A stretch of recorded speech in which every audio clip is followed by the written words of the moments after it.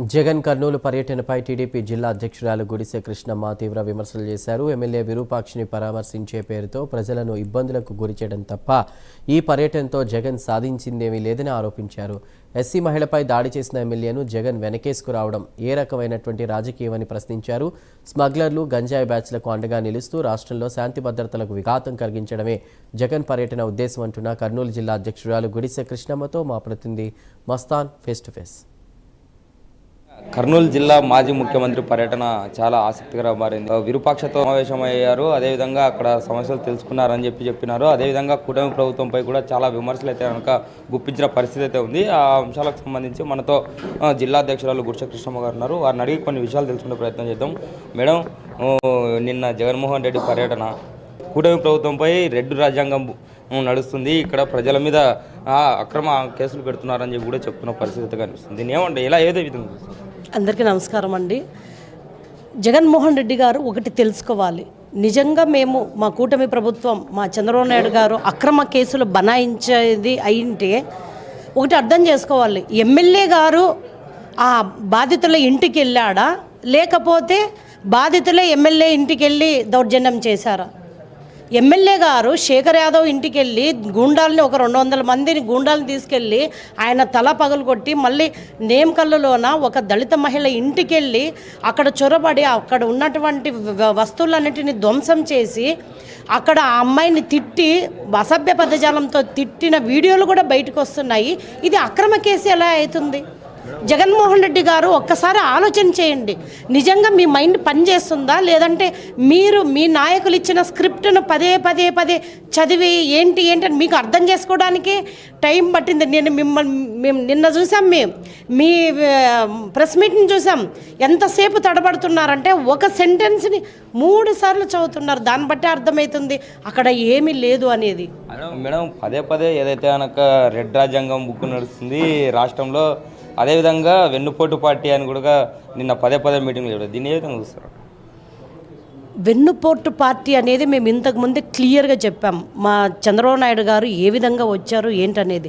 వాళ్ళు ఏదో మాట్లాడాలని చెప్పి వెన్నుపోటు పార్టీ అంటున్నాం. ఇప్పుడు మేము గొడ్డల పార్టీ నాయకులు అంటున్నాము. గొడ్డల పార్టీ నాయకులు అనే దానికి ఆధారాలు ఉన్నాయి కదా.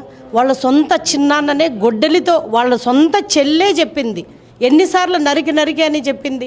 కాబట్టి గొడ్డల పార్టీ నాయకులు అంటున్నాం. కానీ వాళ్ళు మమ్మల్ని ఏ విధంగా అయినా ప్రజల్లో చులకం చేసి మాట్లాడాలి అని మమ్మల్ని ఇది చేయడానికి ఈరోజు మా పార్టీని వాళ్ళు పదే తిడుతున్నారు. నిజంగా రెడ్ బుక్ రాజ్యాంగం మేము ఓపెన్ చేసింటే ఇంతమంది నాయకులు ఈరోజు ఇళ్లల్లో ప్రశాంతంగా నిద్రపోయిండే వాళ్ళు కాదు. మా చంద్రబాబు నాయుడు గారి లక్ష్యం ఒకటి, మా నారా లోకేష్ అన్న లక్ష్యం ఒకటి, మా పవన్ అన్న లక్ష్యం ఒకటి. ఆంధ్రప్రదేశ్ని ఏ విధంగా ఆయన భ్రష్టు పట్టించాడో దాన్ని ముందుకు తీసుకొచ్చి అభివృద్ధి పథంలో నడిపించాలి. ఈరోజు ఎంతోమంది నిరుద్యోగులు ఉన్నారు, ఎంతోమంది వలసలు వెళ్తున్నారు, ఎంతోమంది రాష్ట్రంలో పనులు లేకున్నట్ల ఈ సంస్థలు రాకున్నట్ల, అదేవిధంగా కంపెనీలు రాకున్నట్ల జగన్మోహన్ రెడ్డి గారు అడ్డుకున్నారు. వాటిని మళ్ళీ తిరిగి సంపాదించాలంటే ఎంత కష్టపడుతున్నారు ఆయన. 75 సంవత్సరాల వయసులోనే ఈరోజు ఒక చిన్న కుర్రాడిలాగా, 18 ఏళ్ల కుర్రాడిలాగా ఆయన అనునిత్యం ప్రజల్లో ఉంటూ కంపెనీలను తీసుకొచ్చు ఈరోజు బ్రాండ్ అంబాసిడర్గా చంద్రబాబు నాయుడు గారు ఉన్నారు. కాబట్టి మన ఆంధ్రప్రదేశ్కి ఇన్ని కంపెనీలు వస్తున్నాయి. జగన్మోహన్ రెడ్డిగా అనే సైకోగా మళ్ళీ మనం కింద ముఖ్యమంత్రి తెచ్చుకుంటే మన రాష్ట్రం ఇంకా వెనుకబడిపోతుంది. ఈరోజు డిఎస్సి గురించి ఆయన చేస్తున్న హాగి మనం చూస్తున్నాం. హంగామా ఏ విధంగా చేస్తున్నాడో అంటే మన పిల్లలకి ఉద్యోగాలు రాకూడదు, మన పిల్లలు ఏ విధంగా మంచిగా బతకకూడదు. ఆయనకు మాత్రం మంచిగా అంటే ఇండ్లు ఉండాలి, ప్యాలెస్లో ఉండాలి. బెంగళూరులో ఒక ప్యాలెస్, హైదరాబాద్లో ఒక ప్యాలెస్, అదేవిధంగా తాడేపల్లిలో ఒక ప్యాలెస్, అలాగే ఆయన కంటిన్యూ అయ్యంటే వైజాగ్లో ఒక ప్యాలెస్ ఉంటుండే. కానీ మన పిల్లలు ఇంకా దీంట్లోనే కూరుకుపోవాలి, నిరుద్యోగంలోనే ఉండాలి, ఆయనకు భజన చేయాలి అనే లక్ష్యంతో ఆయన పనిచేస్తున్నాడు. కాబట్టి ఆంధ్రప్రదేశ్ ప్రజలు నిజంగా తెలివిగా ఉన్నవారు కాబట్టి దయచేసి ఆయన మాటలు నమ్మొద్దంటే అని చెప్పి ఈ సందర్భంగా తెలియదు. ఇది ఇక్కడ పరిస్థితి. ఏదైతే కనుక నిన్న జగన్మోహన్ రెడ్డి వచ్చిన కారణము బలప్రయోగానికి తప్ప మరేది కాదని కూడా చెప్తున్న పరిస్థితి కనిపిస్తుంది. అదేవిధంగా టీడీపీ సంక్షేమం మరియు అభివృద్ధి రెండు తీసుకుంటుంది. అదేవిధంగా కక్ష సాధింపు చర్యలు అయితే కనుక ఇక్కడ ఎవరు ఉండేవారు కాదు కూడా చెప్తున్న పరిస్థితి కనిపిస్తుంది. కెమెరామెన్ రాజుతో మస్తాన్, కర్నూలు నుంచి.